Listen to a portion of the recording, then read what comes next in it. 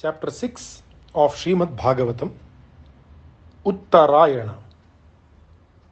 Om Namo Bhagavate Vasudevaya. Yudhishthira had no peace of mind. He had conquered his enemies and had got his kingdom back from Duryodhana. But he had no desire to rule the kingdom. He was greatly depressed. He hated the thought that his cousins and all the great kings of the land had to be killed because of the war. He felt that it should not have been allowed to happen. It is because of me and my lust for power, my Rajya Lobha, that all this has happened, he said again and again. Krishna tried his best to comfort him. He spoke words of wisdom. He said, "Look, it was fate that was responsible for all this and not you. The sons of Dhritarashtra had to die because of the adharma which was part of them. Remember all that they had done to you. Remember the one incident when my sister Draupadi was dragged to the court by her hair. Does not your blood boil at the remembrance of it? For that one sin all of them had to be killed. Grieve not, my lord. You are not to blame. They carried the germs of destruction in themselves. Please shed this sorrow and make your brothers and Draupadi happy. Let me see the 5 Pandavas enjoy the kingdom which is theirs by right. This was the sole purpose of my life, to establish you on the Kaurava throne. Now that I have achieved it, please reward me by looking happy. Now that I have achieved it, please reward me by looking happy." Vyasa and Narada added their words to those of Krishna, but it was of no avail.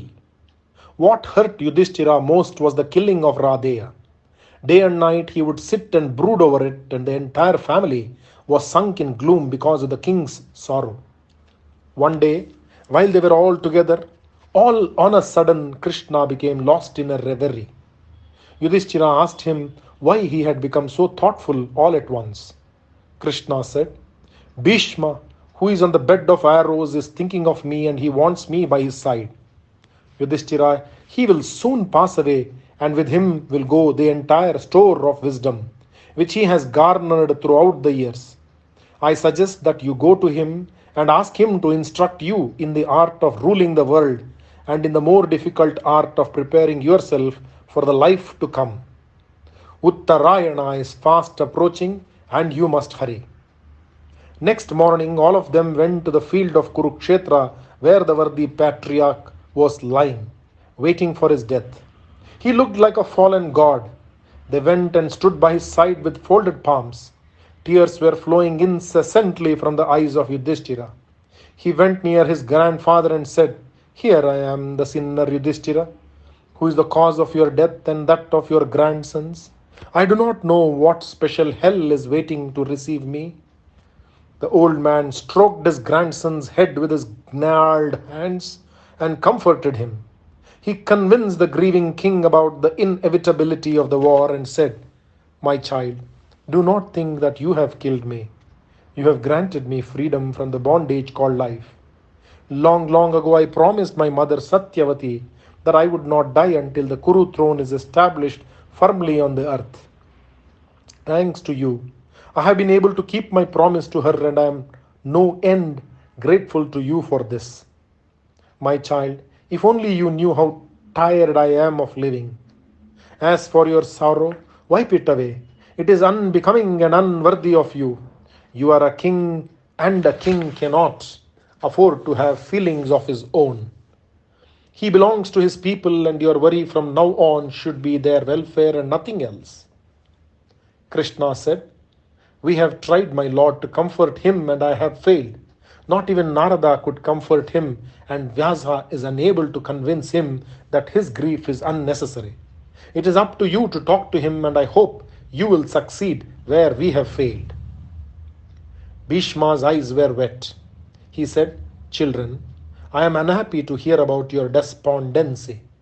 Ever since you were born, you have been suffering. Your mother Kunti went through so much pain and anguish after Pandu died, leaving her to bring up her 5 sons. Like clouds tossed hither and thither by the willful breeze, you have been the playthings of fate. Else, how can one explain the fact that the son of Dharma, with his powerful brothers to help him, could not rule his kingdom all these years? The ways of fate are inscrutable. We do not know them, but there is one who knows. It is Krishna. He knows about it long ago. This son of Vasudeva, this Yadava whom you consider to be your cousin, your friend, your mentor, your ambassador, why your charioteer, is none other than Narayana. Very few know the glory that is Krishna. One is sage Narada and the other is Kapila. And it was this Krishna who allowed all these things to happen. Can you still doubt the righteousness of his actions? He is Ishvara. He is not ridden with desires, loves and hatreds, ego and emotions like we are. And he took it upon himself to protect you and steer you through this great war. Why did he do it? It is because he is affected by just one thing, and that is bhakti.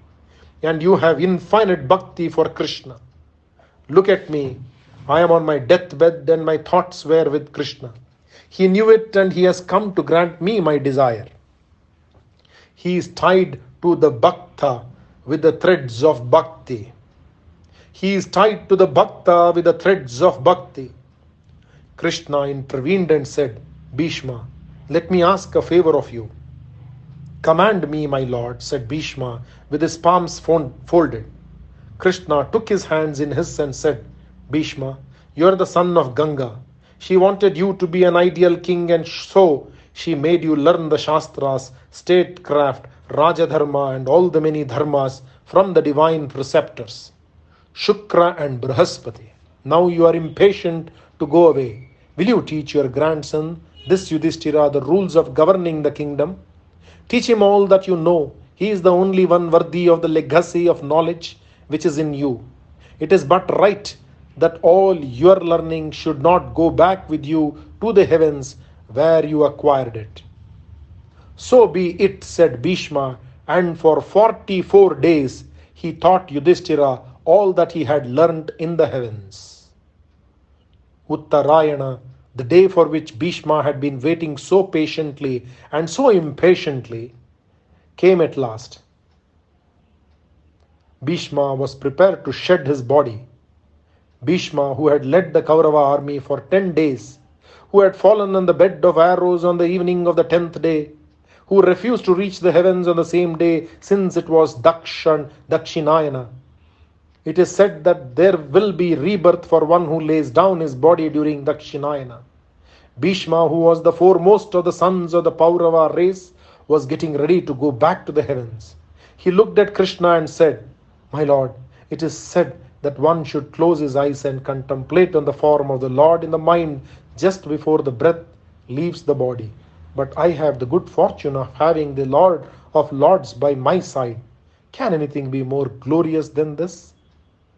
Bhishma called for flowers and worshipped Krishna. He became silent. His thoughts were flowing towards Krishna in an endless stream. And like a sigh breathed by a tired traveler at the end of his journey, his breath left his body, and Bhishma was one of the denizens of heaven. Om Shanti Shanti Shanti. Shri Krishna Arpanamastu. Chapter 7 of Shrimadbhaagavatha, the son of Abhimanyu. Om Namo Bhagavate Vasudevaya. Yudhishthira had been crowned as monarch. Krishna said, Now that my task is done, now that my dream has come true, I should begin to think of going back to Dwaraka. It is ages since I left my home. Satyaki and I have forgotten what the city looks like. Please let us go back for a while at least. I must see my aged parents and all the others. When she heard about the impending departure of Krishna, Uttara, the wife of Abhimanyu, came rushing to him. She fell at his feet and holding on to them, sobbed out the words, Krishna, Krishna, you are the Lord of the universe, says grandmother. You are the only person who can help me. I am in great trouble. I am pursued by a powerful presence which is spitting fire all the time. I am not fond of this life of mine, which has lost all meaning ever since that day when my Lord died on the battlefield. Krishna, I am bearing the child of your Abhimanyu. The child is the only gift of the Pandavas to the throne of the Pauravas. I am afraid this fire will destroy my child. Please save it from death, Krishna. Krishna closed his eyes, and to his mind came the day when Ashwatthama sent his Brahma Shirsha Astra. When he invoked it, the Brahmin had said, "Let the world be Pandavaless." Since he could not withdraw the Astra, Ashwatthama had aimed it at the unborn sons of the Pandavas. Krishna lifted up Uttara and said, "Do not weep, my child. I promise you, Abhimanyu will live again in you. I will stay here till your child is born. I am here to protect you. Do not worry any more about the fire which is threatening you and your son. I will take care of it." Krishna entered the womb of Uttara with the power of his Maya. He was there when the Astra entered her to destroy the unborn child. When with his divine form, he fought the Astra and finally subdued it. The child, while in the mother's womb, saw a glowing form emanating from the Astra. It enveloped him and he felt that he was being burned. He then saw another form. He was as big as a thumb and he was beautiful. He had a golden crown on his head. There was a blue sheen on his body like that of a cloud, and his dress was the color of lightning. He had 4 long arms which were decked with bracelets. His earrings were glowing like golden fire and his eyes were crimson with anger. He had a mace in his hand which he was twirling, and the mace was spitting fire like a lit up torch. He was going round and round the child and was holding at bay the Astra and its fire. For months he stayed inside the womb of Uttara with the child, and finally the power of Brahma Shirsha was quelled. And even as the full grown child was looking, he vanished from his sight. Abhimanyu's son was born. There was great rejoicing in the city of Hastina, and the child was called Vishnuratha, since the Lord himself protected him and made a gift of him to the Paurava throne. And Krishna called him Parikshit because the child, even when he was in his mother's womb, used to look at the form of Vishnu and ask himself, "Who is this wonderful person dressed in yellow silk, wearing this lovely garden, with a gadha in his hand, who is protecting me all the time? Who is he?" He had begun to question about the form of the Lord even before he was born. Shri Krishna Arpanamastu. Chapter 8 of Shrimadbhaagavatha. Krishna takes leave of Kunti. Om Namo Bhagavate Vasudevaya. The excitement after the birth of the child had now subsided, and things were coming back to normal in the city and in the palace of Yudhishthira too. Krishna knew that he had an unpleasant task ahead of him. He had to tell them that he wanted to go back to Dwaraka. They loved him so much, they would not welcome his departure.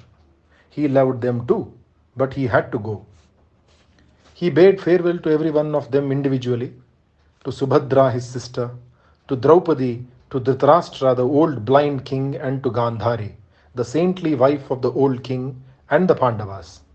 They were loth to let him go, and very unwillingly Yudhishthira let him go. Krishna went to the apartment of Kunti, and falling at her feet, he said, "Please wish me well, I am going to Dwaraka." Kunti smiled sadly at him and said, "Still you are playing the role of Krishna, my brother's son. I am an ignorant woman, Krishna. I have not studied the Vedas, nor have I been taught Brahma Vidya. But I know one truth, and that is, you are the Ishvara, the Lord of Lords. I salute you. You are the truth that has always existed, the creator of the universe, the Purusha. You are the power that brings Prakriti into action. You pervade the universe made up of the elements.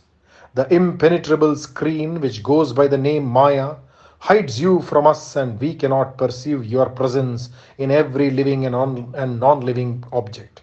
You are the five senses, and you are beyond their power, since you are the truth behind them. I know very little, but I know that you are the absolute truth. The only thing I can do is to salute you. Ignorant woman that I am, I do not know. I do not even know the proper way in which to pray to you. I fall at your feet in all humility. Like an actor appears on the stage whose acting is so perfect that the audience thinks that he is the character whom he is portraying, you have played the role of Krishna to perfection. Your real nature is not known to all. To people deluded by the two cardinal faults, I and mine, you are invisible. Sages who have practiced the yoga of the selflessness, who have tried to realize the Brahman, who have schooled their emotions so well that they are beyond their influence, even they are not able to see you. How then can we, women, ignorant even in the yoga called bhakti, perceive you? To me, you are the son of Vasudeva and Devaki, of Nanda and Yashoda. You are the cowherd who tended the cows in Vrindavana. But you are, I know, the Lord Narayana, whose navel has the divine lotus in it. Whose navel has the divine lotus in it. Long ago, your mother Devaki was freed from the prison by you after you had killed Kamsa. Even so, I had been saved again and again from miseries by you. My sons have regained their kingdom because of you. You have been our savior. You have been there to protect us whenever troubles visited us. You are beyond the grasp of the highest intellect, and you have been with us in a human form with a name, and that has been our great good fortune. Whenever misfortunes befell us, in its wake we found you coming to us. You have loved us so much.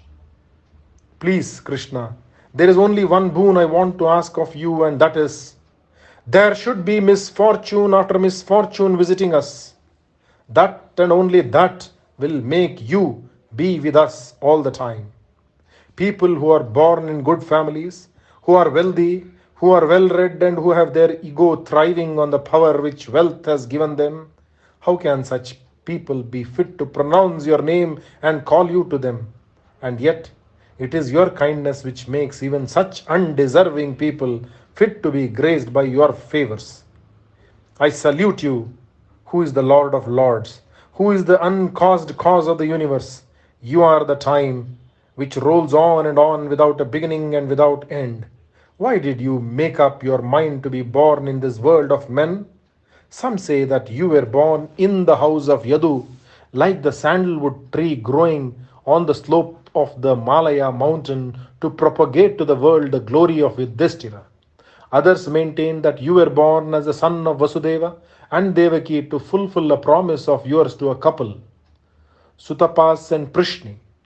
Again, it is said that you were entreated by Brahma to be born in the world of men to relieve Mother Earth of her burden, which threatened to overwhelm her and sink her like an overladen ship. I do not know what made the Brahman, the infinite, take up a form and a name. I only know that you are beyond the sway of the opposites, which trouble men of small minds. You have no likes and you have no dislikes. No one is dear to you and you hate no one. No one is able to gauge the depth of your purpose. No one who is caught in the snare of likes and dislikes. Krishna, how can we live when you go away from us?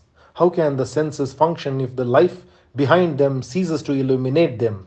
How can the mind think of anything else once it has been trained on you? Krishna, grant me that my mind should always be bent on you and thoughts of you like the river Ganga, who with single-minded purpose flows into the sea unmindful of obstructions. With a smile of infinite sweetness, Krishna wiped Kunti Devi's eyes and said, "So be it." He then went to the court of the king, and there he saw Yudhishthira and his brother plunged in awe because of their impending parting from Krishna. The chariot had been brought to the gates of the palace. Arjuna stood in the chariot holding the white silk umbrella over the head of Krishna. Uddhava and Satyaki held the chamaras for him. Yudhishthira, Bhima, Nakula and Sahadeva walked on either side of the chariot. The entire city was assembled on the streets to bid farewell to Krishna, the beloved of them all. Soon they reached the outskirts of the city, and with great difficulty Krishna persuaded his friends to go back to their houses. Daruka spurred the horses, and soon the chariot of Krishna was but a speck in the distant horizon. The five brothers stood rooted to the spot, gazing into the distance from where the chariot had disappeared long ago. Shri Krishna Arpanamastu. Chapter 9 of Shrimadbhaagavatha. Yudhishthira performs Ashwamedha. Om Namo Bhagavate Vasudevaya. Several months passed. Yudhishthira had managed to get a semblance of peace in his mind when he devoted all his thoughts and all his time in governing the kingdom. But at the back of his mind there was still a feeling of guilt gnawing at his vitals. He would not get over the fact that he had caused the death of his cousins and his kinsmen. Vyasa came to him and told him that he would be cleansed of the sin if he performed the yaga by name Ashwamedha. This suggestion was welcomed by everyone. Krishna came at the request of Yudhishthira and he too approved of the suggestion. Everyone was happy that Yudhishthira had something to do. This would keep him from brooding. Arjuna was particularly thrilled. It seemed ages since he had taken the Gandiva in his hand. His powerful arms were itching for fight. But Yudhishthira was against all unlawful fighting. He would not let them collect even the customary wealth, the tribute which vassal kings had to pay the emperor. If there is some other way in which I can acquire wealth, tell me, Krishna, and we will proceed with our plans, said Yudhishthira. Krishna thought for a while and sent the brothers to the north, where a king had performed a yajna previously and had left all the golden vessels and other necessary utensils there. They came back with immense wealth, and the yajna was performed 3 times by the king. Vyasa presided over the function, and Krishna was the honored guest, as was the custom with the Pandavas. Krishna spent some time with them all after the yajna, and when he went back to Dwaraka, he took Arjuna with him. Shri Krishna Arpanamastu.